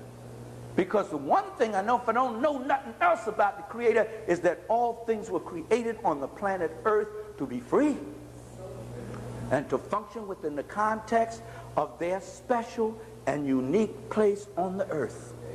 And that not one thing was to impose upon another. Granted, for the ecological balance, one animal preys upon another animal. But that is done in balance, and that is limited. It is not done in the name that one animal is inferior to another, that I need you to eat so I can continue to live. Now, if he said we came as predators, which they did, the only way that we could survive as a race was to bring you up under us, be honest. Not that I'm going to accept that, but we would at least fight him harder. But it didn't come that way. He said he came in the name of religion, which for us was a what? What is Dr. Clark say? A way of life. It was how you lived, how you treated one another. The oldest statement that we can find written in stone all over the temples of Africa, up and down the Nile, long before there was a Jesus, long before there was a Moses, long before there was any of those people, is the statement emblazoned in stone, do unto others as you would have them do unto you. All over Africa. That is the basis for religion. If you don't practice that, it ain't no religion. I don't care what kind of book you got. I don't care what you got. It means nothing if you do not treat other people the way you would want to be treated. It's as simple as that. When people run up in your face, what you got to have this, the Bible says here in the 2 Timothy, the word says, and you got to, and they get all up in your face with that. Ask them, say, let's close the book a minute. How do you feel about me as your brother or your sister? The Quran says we got to do that, and you get to speaking in the Arabic. I got to speak it in the Arabic because only holy if I speak it the Arabic. Okay, when you start speaking Arabic, close the book. How do you feel about me as a brother and sister? That's the final analysis of what kind of religion you got. That's the determining factor. Nothing else. The rest of it is philosophy. Live it if you want to, if you don't want to. It ain't worth fighting about. It may be what you need to carry you through. Fine, and you do it, and I'll fight for your right to practice the philosophy. But the only thing that I am really ultimately concerned about is how you going to treat me, how you going to treat other African people. That's all. It's as simple as that. Other than that, it ain't good religion. It's nothing. It has no power. It has no weight. Okay, y'all, let me get back to the teaching now, all right? Lord, this moving between preaching and teaching is hard. You don't know when one going to come and the other going to leave. Because religion to the African was far more than ritual reflecting belief, but a reality reflected in their actual way of life, religion from the earliest times became the dynamic force, the what? In the development of all the major aspects of black civilization. Why could they build something that nobody else can build today? The Pyramid of Giza, which cannot be duplicated by anybody in the world with all their laser technology. Nobody can duplicate it. You, black man and woman, built something on the Nile that nobody can duplicate. Nowhere in the world. Nowhere. You look at a black child and you tell them, your ancestors built something that can't nobody else build. Because they be talking, the white man is great. The white man got rocket ships. The white man got this. The white man got that. The white man can do anything. The white man got all this. He cannot build a pyramid. He cannot do it. Couldn't do it. The greatest of all the technicians is they could not do it. He cannot do it. Therefore, if your ancestors built something that he cannot build, there is something in you that you can do that he cannot do, which means you can beat him. That's simple. That plain. That's simple. Yes, my brother. The ex-mayor of New York City, Mayor Koch, on a couple of occasions, like to say that his ancestors built the pyramid. Could you defend that? Yes, I will. First of all, the Pyramid of Giza was built at least 2900 BCE.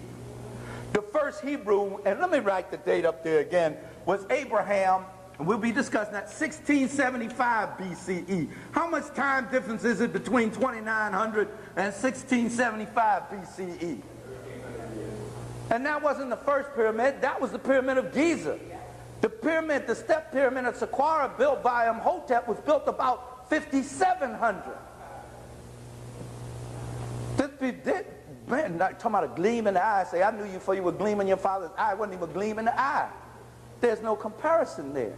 No, those Hebrews didn't, but we'll get to that as we go on about this Hebrew slavery thing. But let me finish with this thing. I'm trying to finish this thing on this one, on monotheism, and close out this first question and take a break. Okay, you with me? Whew. All right. There was a dynamic force where it made them build big stuff. These people built, some of those Kemetans were little. The Nubians were big, but the later Kemetans were little. They were always building this big stuff. The Ramesseum, 65 feet tall, granite. I know you've heard me talk about it before, but that's amazing.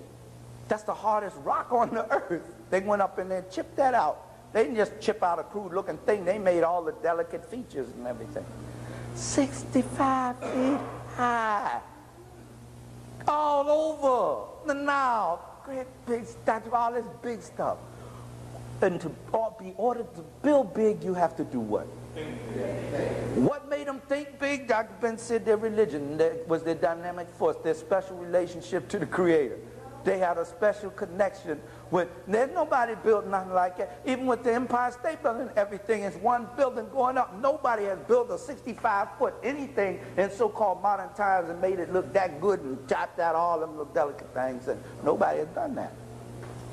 Because they didn't have the spiritual force, the spiritual dynamic, the sense of the connection with the source of all light and knowledge in the universe, the divine intelligence, to do it. Okay, I'm coming down now. You with me? You all right? Okay, on page 95. Here scholars from foreign lands came to study. What are they talking about here? They're talking about in Kemet. And from here, religious ideas and architectural design spread abroad. They spread from Kemet to other places. They weren't brought to Kemet. They were sent forth from Kemet. They were exported, not imported. The early Greeks and Romans eagerly, they did what? Copied from both, reshaped them, and made them integral parts of quote-unquote original Western culture.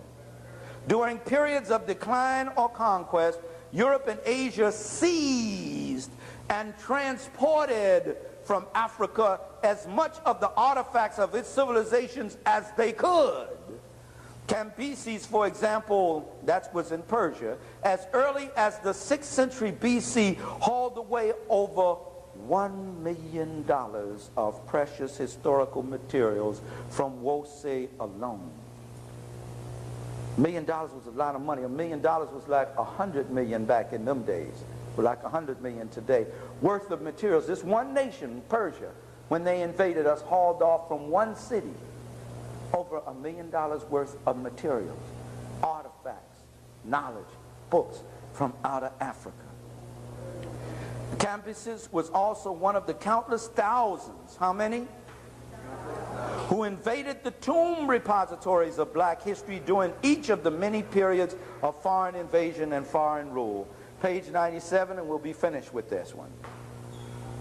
Religion was not only, oh, here it is, the ancient religion that gave birth to science and learning, art, engineering, architecture, the resources for a national economy and political control. That same African religion was the mother of history, of writing, of music, the healing art, the song, and the dance. And he goes on to say on page 120, which I will not read now, that every time they would invade Africa and burn up these books and tear up these artifacts and tear up these temples and got all the plunder they could and hauled off with all the plunder and slaves they could, they would go away. They come back 100 years later, they had rebuilt the civilization better than it was when they first got there. This kept reoccurring. They asked themselves the questions, the Asians did. Why and how can they continue to rebuild these great civilizations like this every time they get torn up? And Dr. Williams said they found out what their secret was, their religion. And that's good. Would that our religion made us do that today. And it did. It helped us get through, as off base as we were in some of that, helped us through slavery and a lot of things. It was a religion that inspired Nat Turner and Harriet Tubman and Malcolm and King and others. But just think of that. And so what did they say? Well, the only way now to make sure that they can't build those institutes, build those civilizations up again, and that we can get in and get some power and rule them, is to become what? Priests in their religion. And once we get into their religion, we are legitimized in their culture. Once we're legitimized in their culture, we can take it over. It took them years to do it, but they did it. That's why you go sitting up in some church with some white man preaching to you, and your pastor, and your reverend, and your bishop, and your so forth and so on. That's the same thing they did in Egypt to take control.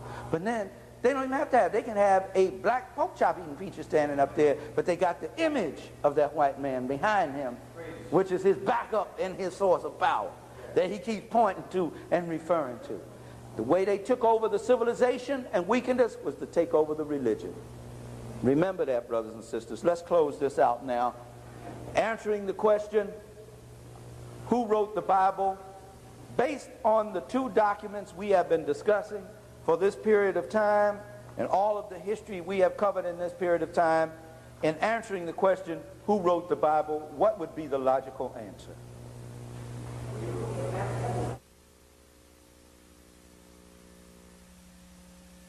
When you get your house back, if it's a sturdy house, what you going to do? You're going to throw the house away or burn it down, or what are you going to do? You're going to put it back like it should be, because it was what? It was yours in the first place. So that's how it is when we're dealing with the Bible. Now, let's go into lesson 1, the African origin of the Bible. And we're going to be taking breaks along the way, and we're going to have time for question and answers. Are you ready? Let me make sure I'm ready. I don't need this microphone, do I? No, okay. I'm sure everyone in here can hear me. The first document, document 1. The question is asked, who wrote the Bible? That's the question we want to deal with, first of all.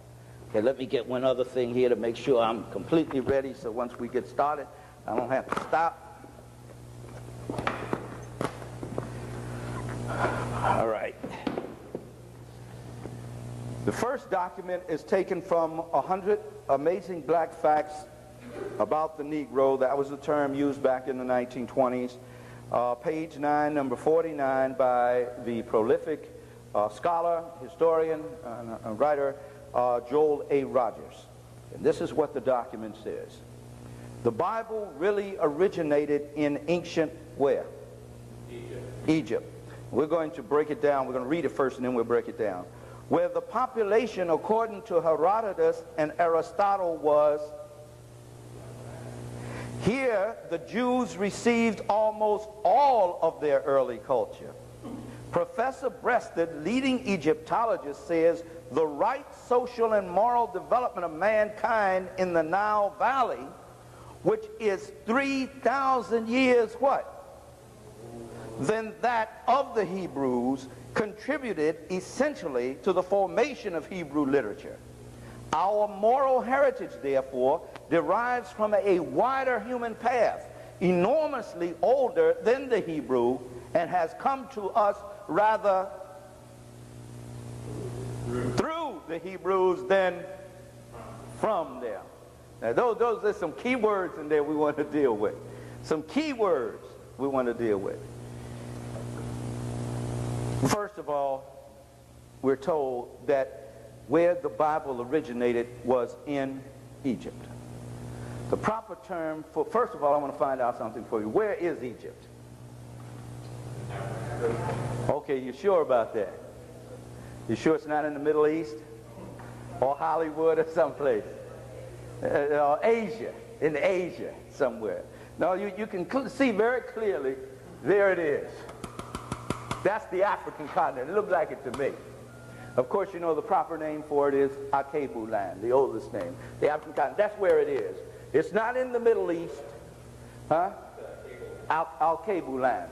That is the oldest name known so far that we have been able, and we owe that to Dr. Ben, who, by the way, we're dedicating this session to today, and of course to the Honorable Marcus Mosiah Garvey, born August the 17th, one of the greatest teachers, one of the greatest leaders and motivators of men the world has ever known. Our Cable Land is the proper name for what is misnomed Africa. Africa is a Latin term that was given by the Romans there, and we use it merely out of convenience on occasion. But our Cable Land, land of the blacks, is what it means, is the proper term. Now, therefore, let's deal with the right term for Egypt as well. Dr. Ben tells us, Dr. Ben tells us in, see, I won't be able to read all these to you, but I can tell you where to find them.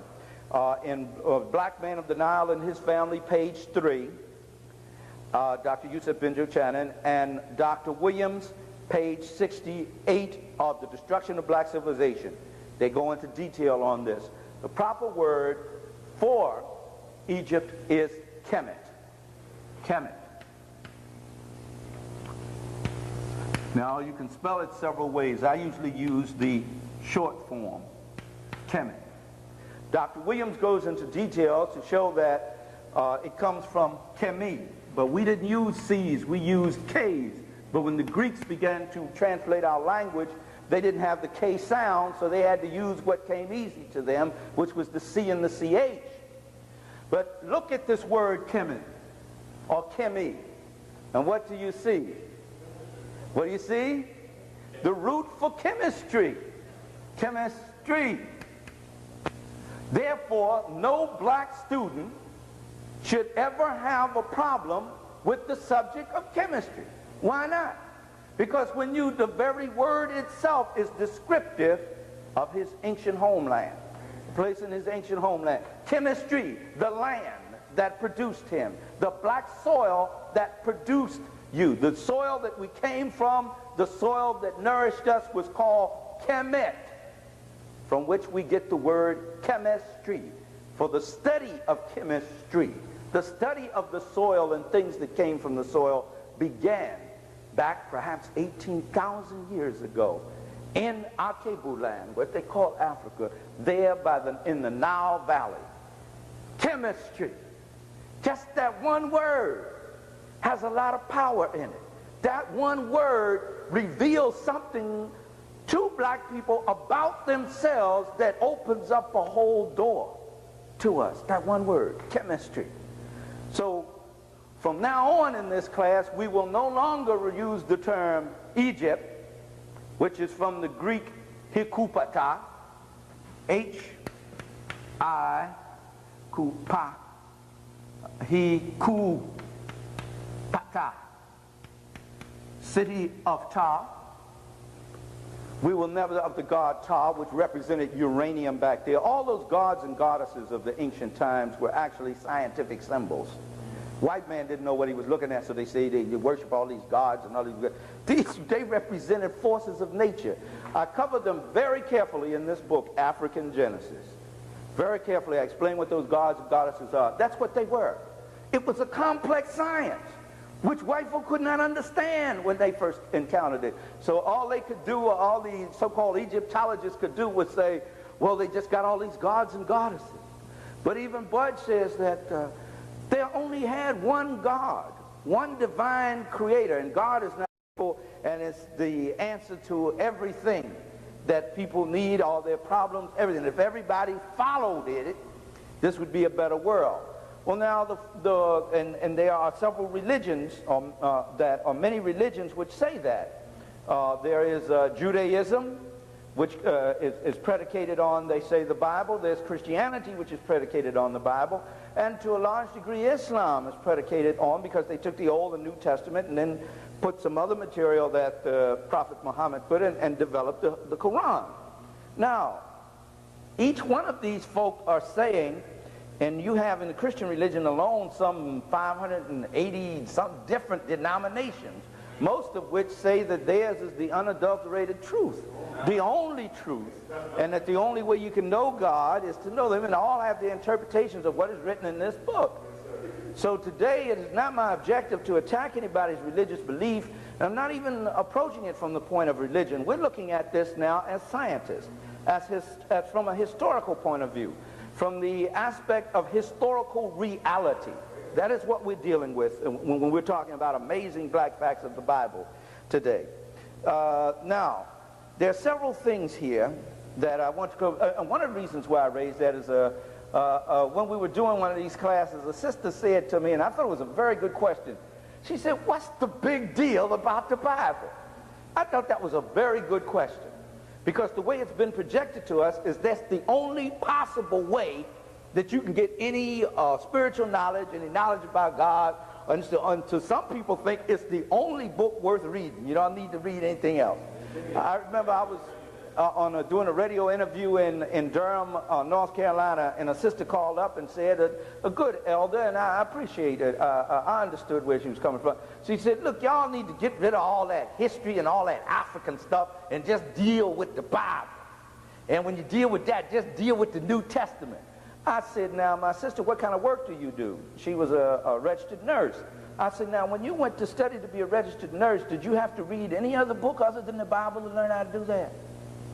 She said, "Yes." I said, "What did you have to read?" "Well, I had to read text on nursing. I had to learn the language and the nomenclature of this and the different medicines to dispense and how to give the needles and everything." I said, "Did you learn that from the Bible?"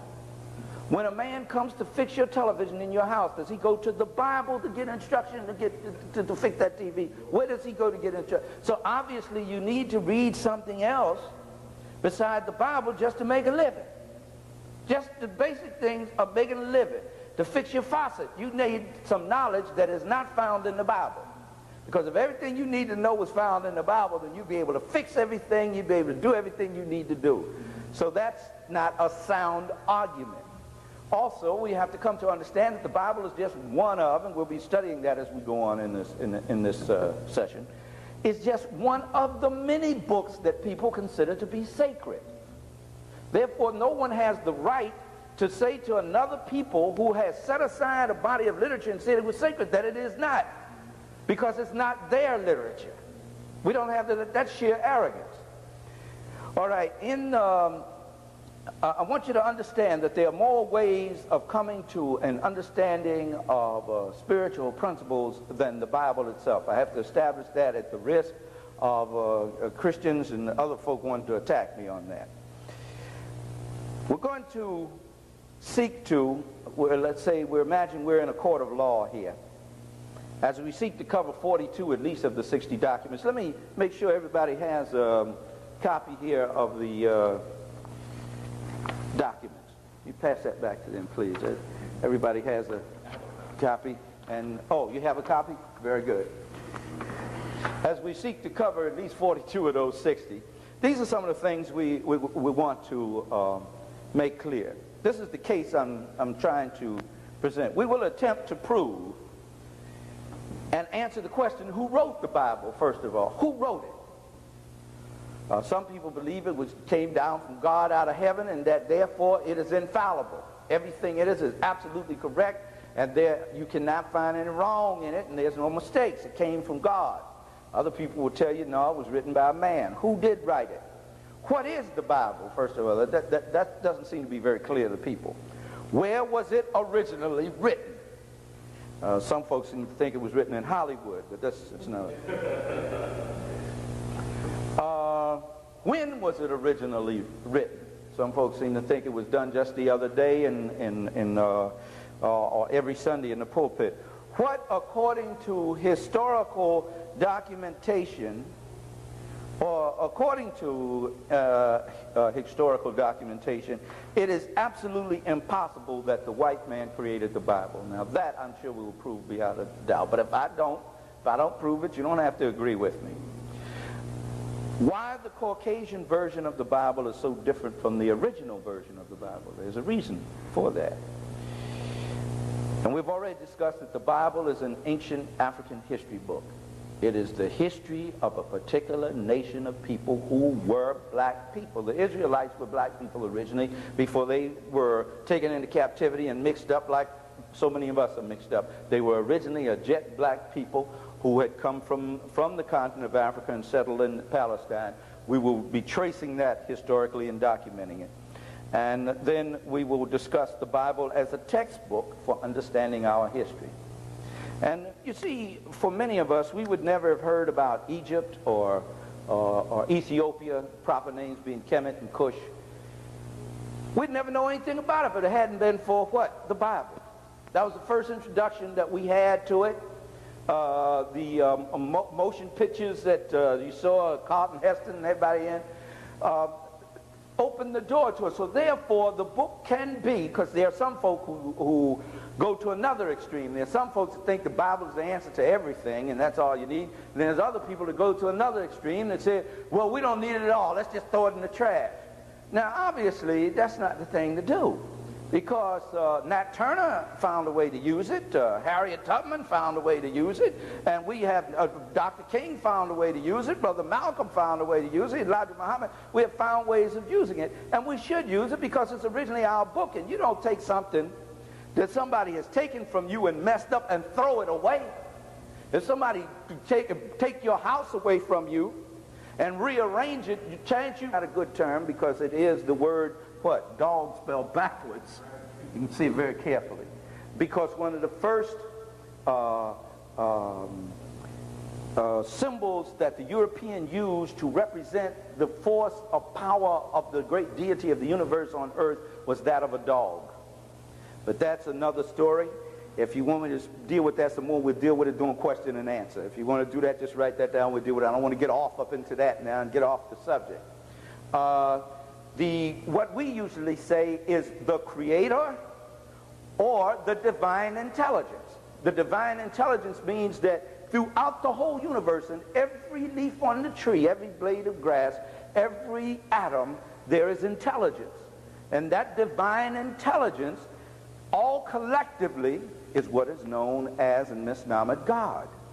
It's not something you can put your hands on, or something in one place. You look up here and you look out there. Or the thing I think that is most arrogant is that everybody claims that you can only find this divine intelligence, which keeps the whole planet together, which is in every grain of sand, which is everywhere all over the earth. You can only find it in their church, in their synagogue, in their temple. Now that's the arrogance.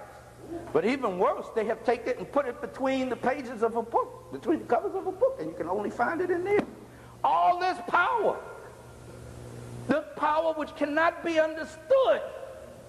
For 1,000 lifetimes, people have it now crushed in between the covers of a book, and you have to come either on Sunday morning or Saturday or Friday or whatever their day of worship, and that's where you have to meet that power, because that's the only place you can meet it. It's everywhere in the universe, but the only place you can meet it is in their place. That shows you how ridiculous it is for black people to ever allow themselves to be pitted against one another on the basis of their what? Their religious difference. We therefore should by sheer intelligence be what? Tolerant of one another's religious expression. Other than that, you're not spiritual, you're religious. What's the difference between spiritual and religious? Spiritual means that you are aware and of your connection with the total cosmic scheme. What does that mean? The whole universe around you, and with all life forms in the universe. You are aware that there's a divine intelligence which governs that, and you seek to come more into understanding and in oneness with that intelligence. Right? That was the object, as Dr. George G.M. James tells us, of all learning, was to bring us in harmony with the one. The one, for whom there was no house built. You can't build a house to contain the one. Right? Now, that's spirituality. Religion is the path that you choose to set you in a disciplinary road to be in harmony with that one.